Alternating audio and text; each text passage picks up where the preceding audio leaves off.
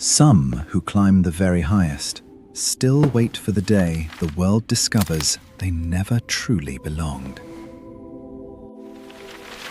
Our hero studied hard by candlelight and built real skill across many long, demanding years.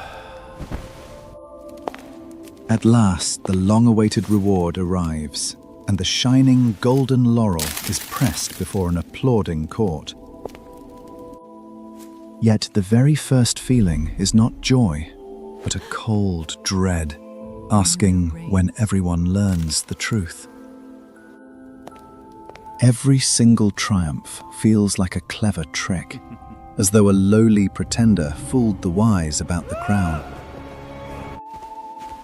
Scholars name this haunting imposter syndrome, and it visits nearly 70 of every 100 souls. Woe you join the majority, a vast, unseen company, sure they are frauds in borrowed finery. That success never feels like proof. It seems a higher ledge with much further to fall. Two rival voices war inside the mind, while one holds proof and another whispers deception. Well, voice lists degrees and honest praise. The other simply feels like a fraud and wins.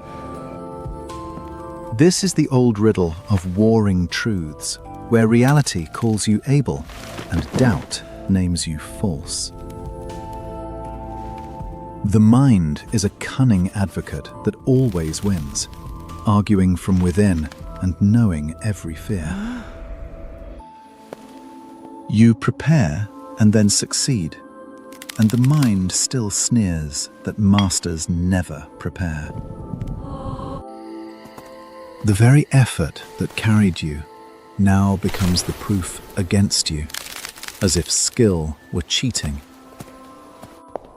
Praise turns into kindness, and promotion into luck, and awards into a thin, unremarkable accident. The wise call this the attribution error, where fortune belongs to others and failure only to you. My all stranger still, the curse spares beginners and hunts the skilled who see their own ignorance. The novice stands bold, knowing little, while the master trembles, seeing how vast the craft truly is. Every field hides haunted masters, the author certain they cannot write, the surgeon dreading each careful cut. In the great meeting, a question is asked. The answer is yours, yet you quietly wait for another. The dread of exposure always outweighs the quiet joy of being right, so brilliance simply stays silent. Even when you speak aloud and prove yourself entirely right, it still feels like a theft others will surely uncover.